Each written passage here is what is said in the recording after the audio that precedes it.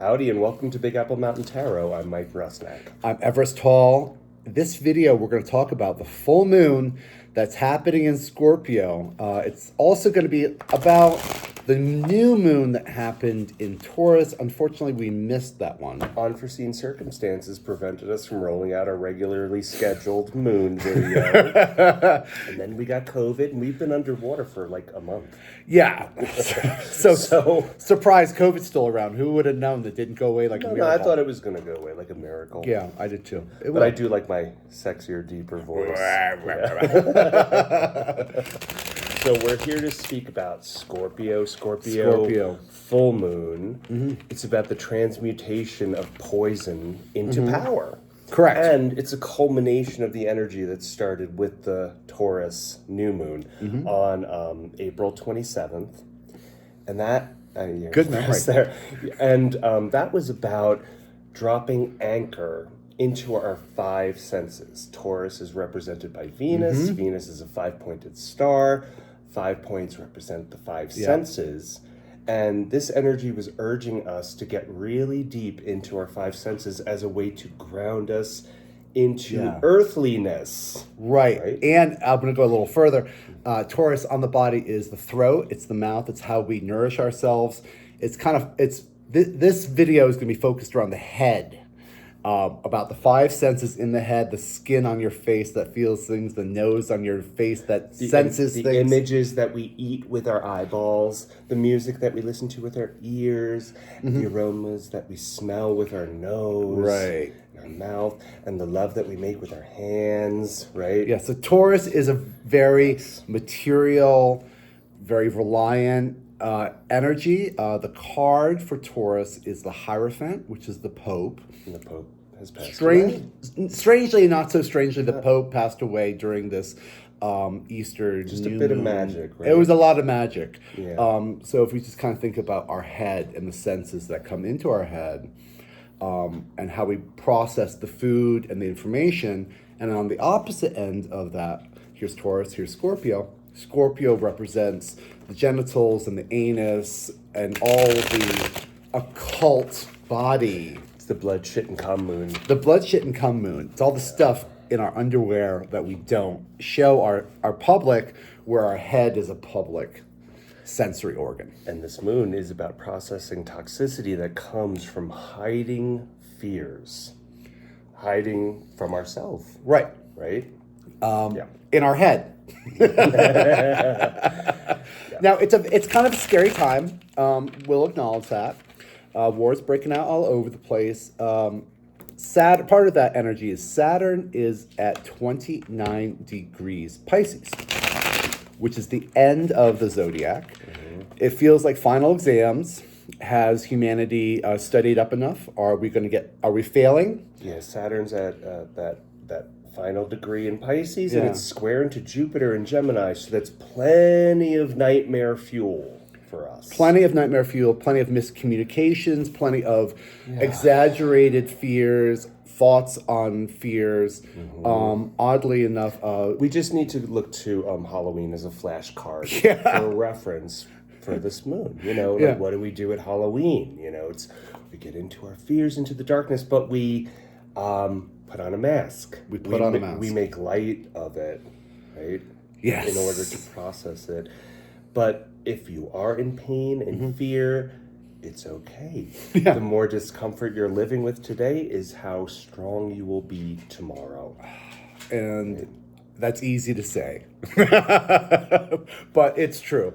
Well, walk through it. You have to put your hand into the mouth, right? Into the boca della veritas. Boca della veritas, the mouth of truth. Yeah. If you can imagine that in Rome, there's a amazing, and I've put my hand in it. It's kind of terrifying, even though there's nothing there. But it's a mask. Okay, Gregory Peck. I know, totally. It was my Gregory Peck moment that you stick your hand into and you wish for something. Also, all right. Sun and the moon, 22 degrees of Taurus and Scorpio, respectively. And then we have Uranus is at 27 degrees of Taurus. And at 26 degrees of Taurus, we have Algol. Algol. Right? Algol, the demon star. Medusa. Right? Yeah. Algol is a fixed star. It's in the constellation of Pisces. It's the not No, Pisces. Taurus. No, it's in Pegasus, But yeah. and it represents Medusa. Medusa is a gorgon with snakes on her head. Her myth is that she was raped in the temple of Poseidon by Poseidon in the temple of Diana, if I'm remembering this correctly, and Diana cursed her. And the rage and the anger and the fear and the horror of the entire act transformed her into this monster that turned people to stone. And so it has this decapitated energy of this terror. And it's that terror that's that Scorpio. It's about decapitating that which leads you, dear native, into the weeds. Right. Right? And this is a snake year. And Scorpio is represented by the scorpion, but also by the phoenix, also by the snake. Right? It's about shedding, right? Shedding, decapitating, popping that pimple. Yeah. Right? And processing that poison.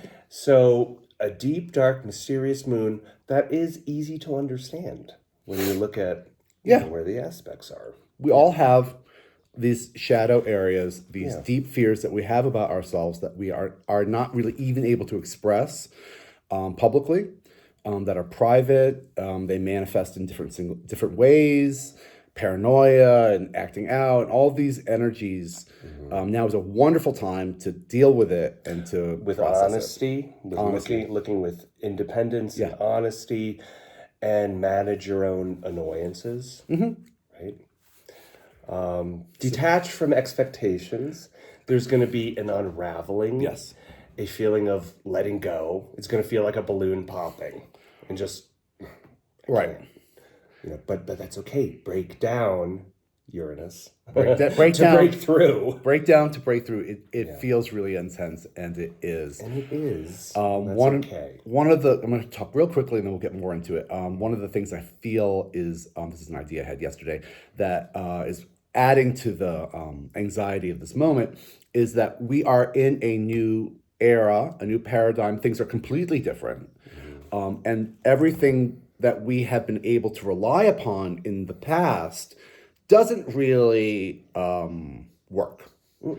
Taurus, the card is the Hierophant. That's all about traditional learning tradition, and What's worked in the past. Right now, what's worked in the past is no longer activated. So it's a terrifying place to be for some people. It's new, and you can't rely on your past to move forward productively. No.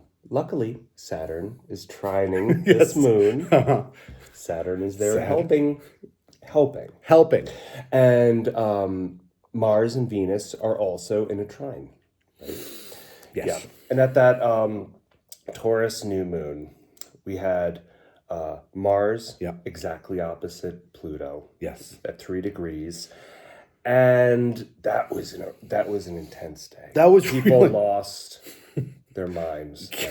And it's okay because there's still a culmination of that energy right now. Yeah. Yeah. Paranoia, aggression, Where war. do we go with our fears? But how do we transform our fears so that it's not toxicity, but that it's helping us, right? We can do this. We can do this. Yeah, we can do this. And we could pull some cards too. Yeah. So we're going to go through the zodiac, and we're going to pull, I'm going to say, let's pull one card to just be really clear about this. It could get a little convoluted when you kind of like get all messed up in the feelings of this, but it's very simple. Yeah, it's about poison, but also sex. Sex and death. And poo. And transformation. And shit and blood and... Yeah. Transformation, though. Alchemy. This is like the alchemy of life. Yeah, it is. Okay. So for Aries and Aries rising... Okay. This moon is falling in your 8th house position. This is about others versus you. It's about processing toxicity, letting go of validation. Right? You're only answerable to yourself. tied into that validation. Eighth house has to do with has to do with other people's money. Yeah. So also this is about the toxicity that happens when you're involved in other people's money, which we all are. So one card for you, dear Aries. Whoa, Magician. dang. Very good. Wow, that's power. Oh, okay. Aries, dear Aries, you have all the tools you need to transform your thoughts into reality. This is magic. Our thoughts actually have physical effect on the world around us, and you can create the world that you want through control of your thoughts. You are the last airbender. This is literal poop into gold. Yeah. Energy. Yeah. Yeah. Yeah. Look at all the horrible things that happen to. Look at the wealth of knowledge that I have. Right? Now that we have all these delicious experiences. And look what I know about myself. Right. Right? And that's the surprise. Through the experience. Things that you know, that you discover about yourself. You're like, wow, I didn't know that I was this strong. And that I was this caring. And like Aries kind of freaks people out because they're action. But now that you know what happens with the actions, you can do it. You can make things happen. Oh, Aries doesn't freak me out. No, it doesn't freak me out, but it freaks some people out. Taurus. Taurus and Taurus rising. This is your 7th house. It's about relationships and fear and shared money and intimacy. And legal battles. Yeah. And karma. It's about shedding secrecy, though. That secrecy that you carry that wears you down, right? You don't need to feel like half the alien that you think you are, Taurus. Right. Here we have 3 of Cups. Emotional expansion through shared emotional celebration. Taurus, dear Taurus, you're a fixed earth sign, rather conservative. Perhaps this You're is a 5-pointed star. You are a 5-pointed star. We love you. Perhaps this is a time to get together with your girlfriends and your friends who you trust, and to just open up and share your emotional vulnerabilities. Maybe there's some secret terror that you've got, and if you talk about it and you share it with your friends and loved ones, it'll seem a lot less scary.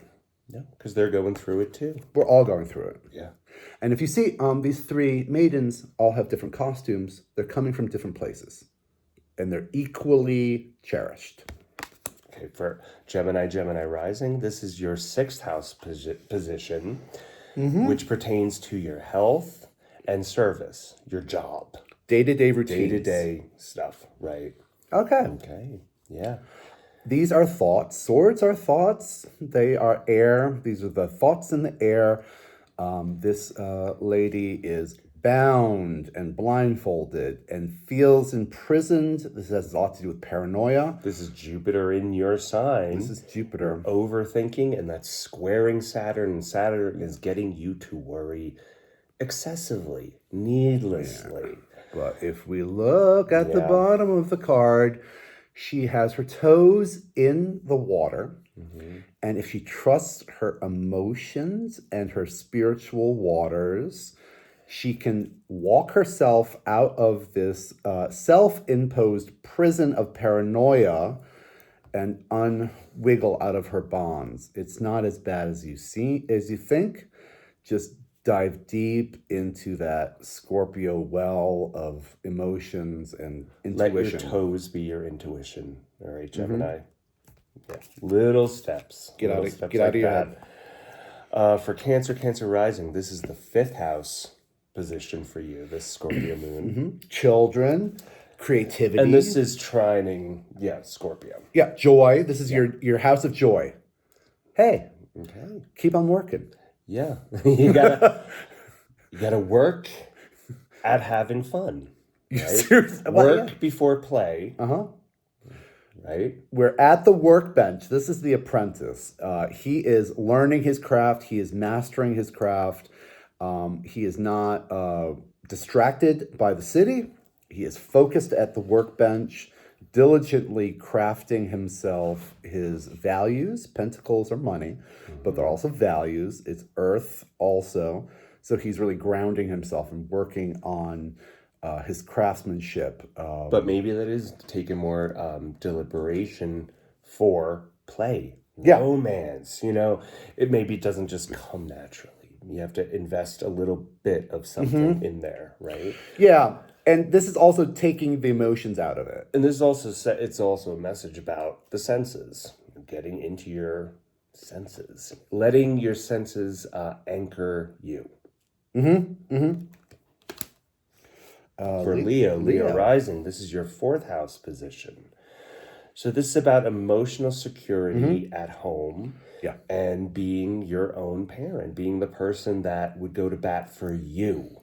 Self-security. Yeah. Okay. Things are getting clearer. What was nebulous and foggy and misty is rising to the surface, coming out of the atmosphere, is becoming really clear at a pinpoint. I am the parent that I need. I've always been that parent that I needed. It's getting lighter. It's very much Dorothy. Yeah. It's like the power was always with you, Leo. And if you notice, she's on the stone throne. She's on a hill. It's super, terrestrial. There's a tree. And she's rising up. There's a little bird up in the sky. And, it's going from, the microscopic earthly realm into this greater energy. Macro vision. Yeah, the macro vision. That's one of the things that's kind of terrifying right now is the macro is not really being seen through this fog that we're having of conflict. Okay, so for Virgo rising, this is your 3rd house position, this moon, and this is sextiling Scorpio. Yeah. This is very helpful. For you. It's about a new mode of communication, right? What do we have? Oh, yes. Okay. Here we have the farmer. The farmer is deciding whether or not he did enough for his crops. The crops are ready to be harvested, but does he have enough to make it to market? Has he done enough? Is there a problem with the way his fruits are growing? It's like There's something to reinvest. Bingo. Right? As the fruit is falling from the vine and you're starting to coast, but you're coasting downhill. There's something to do with these values, with this money as a voice. Money as a voice. It's also, 3rd house is also siblings. It's our kind of neighborhood politics. It's how we talk to our neighbors and the people in our town. It's new ideas about communication. Yeah. And you could take this and throw this back into the collective, right? Libra and Libra rising. Virgo, think far out of the box, though. All right? Right. Far out of the box, right? Yeah. And don't be afraid. No, well, this is about this. Moon has a lot of fear involved in it with Saturn, and just the times we're in. There's a lot of fear, so we have to trust ourselves, and really, this is that test of putting your mouth in the hand of the beast. Yeah, and Mercury is in Taurus. Mercury's also in Taurus, Earth sign, right? So that yeah. All right. Okay. So Libra rising, this is your 2nd house position. So this is about money and values and assets and your talent. Talent, which is something I don't talk enough about with the 2nd house. Guardrails. I love this card because look at how strong this figure is. Right. They are still there. They are still standing. A little bit beaten up by the battle. Wands are passions. Look how much intuition they have gained, though. Look at all the intuition. Look at the strength. They have experienced life to the full, and at this point, they know what their boundaries are. It's about perseverance, though. Perseverance. They're not going anywhere. No, they're not. And they have this whole kind of battalion of passions. Wands are versatility. You can use a wand for a lot of different things. You can use it as a walking stick. You can bop someone over the head. You can build a house with it. It's versatile. Passions are versatile. The versatility of experience in life, it helps us to expand. To build. To build. That's it. To build. Yeah. Build. All right, for Scorpio rising, this is, of course, about you and your moon all together. And it's about your needs and about breaking down to break through. Breaking down to break through. With Uranus. And cutting off the head of Algol. That steers you into the weeds, that pulls you into the gutter. Right. Now, Algol is a fixed star. Every year we bump into Algol. So it's not unexpected. This is an energy we do every year. And it helps us to have a perspective on the world and to balance our passions. Yeah, and to look out for something on the horizon. Long. So we have a gentleman who is on a parapet of a castle or a palace looking out on the waters.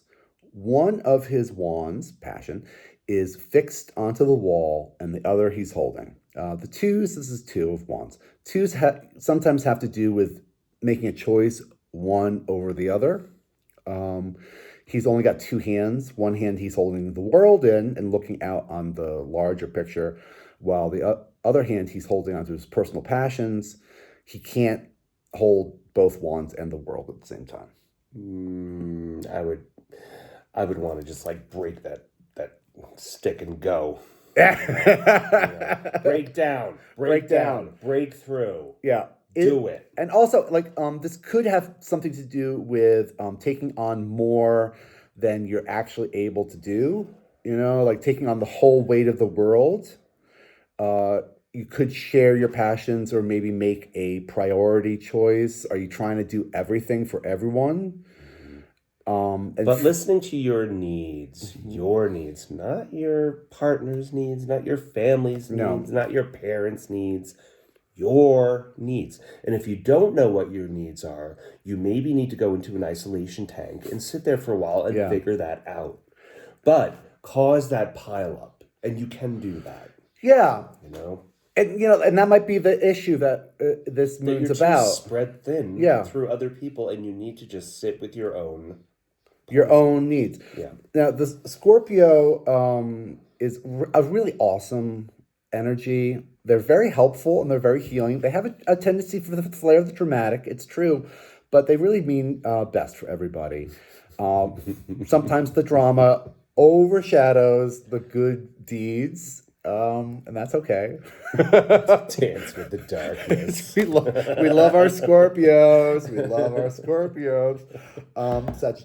Sagittarius rising. This is your 12th house position, so it's about unconscious realms. Opening yourself to your own blind spots, your hidden realms, your addictions. Subconscious. Those things that you do that you may not even want to admit that you're addicted to, that you lean on perhaps too much. Right? This also 12th house is in relationship to monasteries and prisons and dreams. Are we imprisoning ourselves with some higher concept, or are we hiding ourselves away in some glorious monastery of high ideals that's separating us from people? Oh, the Empress. Yeah. Well, that's great. So the Empress it's growth, it's nature. It is the essence of Venus. It's springtime, it's fertility. Is that scary to be growing and expanding? Is the nature itself terrifying? Does this look boring to you? Does it? Does it? Gentle growth. Yeah. Natural progression. Is that, terrifying? Yeah. Open yourself up to that. put your hand into the mouth of truth. Yeah. And pull out that wisdom. Yeah. What is that fear though? And what is that fear, and how to process that fear, that toxicity into something valuable. Yeah. Into medicine. Turn that poison into medicine. Yeah. The venom. All right. Capricorn. I'm sorry, Capricorn, 11th house position. This is for you. And this is sextiling Scorpio. So it's about connections, aspirations, friends, groups of friends, and hope, revelations. Hope, friendship, networks. Yeah. Okay. Nice. We have the 9 of Cups. Here is a figure with a red cap. He is so pleased and haughty with his emotional wealth. This is kind of like He has a lot to talk about with others. He sure does. Yeah. And it's all about his emotional prosperity, his kind of humors. And there's a pride on this one, which is a little bit of a warning. So it's a little bit haughty, so maybe just start asking people about where they are. Start listening to all your friends. Yeah. But really check in with them. He's a little haughty. He's a little defensive. Now, 9, so the cycle goes to 10. This is 9, so it's right before the end of the cycle. And it's that kind of swelling up of the moment. Are you perhaps a little full of yourself and not being able to see the full picture?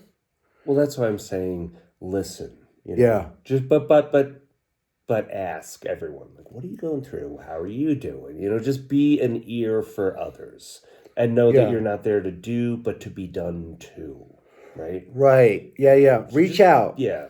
If you haven't heard from a friend for a while, reach out and say hi, and you don't need to get into the deep details of everything, but just say, hey, I'm thinking about you. There's nothing to accomplish or do. The only thing that you have to do is to listen, and that's it.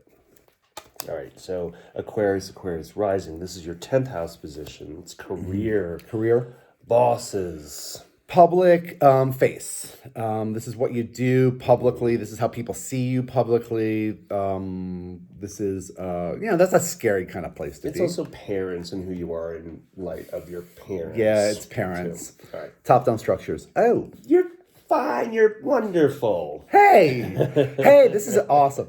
Yeah, but someone had to lose their head for that, right? This is a great Algol kind of summing up the whole story here. In order to be victorious, you don't get this by being kind. No, you have to. Somebody has to lose. Yeah, and I interpret this card as the person that needs to lose this battle is your past self.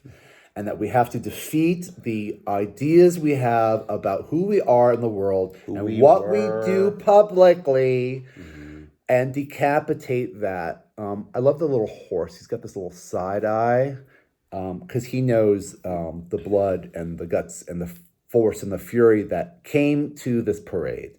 And there has to be a celebration of the victory of defeating Algol. Like, I saw you loot those poor peasants.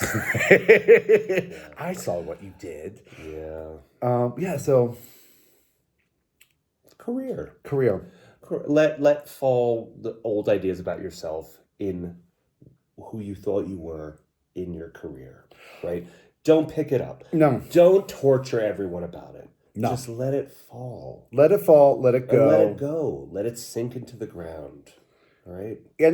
So also a couple more things. The 10th house is a public house. This is how people see you. This isn't necessarily about how you see yourself. The person you're out, the work that you do is separate. It has its own kind of energy about it.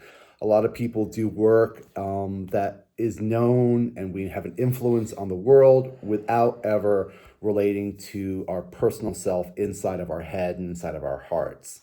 The actions speak a lot, and it's its own separate entity. So this has to do with that championship of work. Last but not least, Pisces. This is your 9th house position. So it's about divine connection, universal truths, justice, Beliefs. travel, learning, and the bigger picture, The bigger picture. the macro vision. The target that we shoot the arrow at and that we trust it'll land properly and that it'll hit the target. This is trining Scorpio. The world, a portal. Yeah. So it's actually a portal. If we imagine, Scorpio. here we got a hole in the universe that we just stepped through. So- And this moon is a portal. It has that portal energy. Yeah. That you can transform completely during this moon. If you want. So really, the world card, it's a great positive card. It has to do with the physical world itself, and so we have the fixed signs, Taurus and Leo and Scorpio and Aquarius there. So there's a compass, and in the middle, It's anchored. it's anchored by these fixed signs, and in the middle there is a center that we can step through to transform ourselves into whatever we like. Divine connection. Divine connection. Listen to what your intuition's telling you, though. Listen to that voice from beyond, Pisces. Yeah. And who are To you? guide you. Who are you in the world? How are you affecting the world? Are you, kind of afraid of being out in the public and then dealing with all these different types of personalities? Because each one's different. The Taurus energy and the Leo energy, they're very separate. Keep learning. Keep learning. But we all have this common factor that we're here as humans on Earth to learn. We're all in the classroom together. All in the classroom together. Yeah. We're all doing our best and keep going. And there's no wrong answers. No. The lessons keep coming back. The lessons keep coming back. Wow. Well, thank you. Thank you so much. And we made it. We made it. We made it. Yeah. We love you. Thank you so much for the likes and shares. If you would like a reading from Mike and Everest, we are happy to do that. Just reach out and we'll tell you how it works out. Thanks, everyone. Thank you. Bye. Love you. Bye.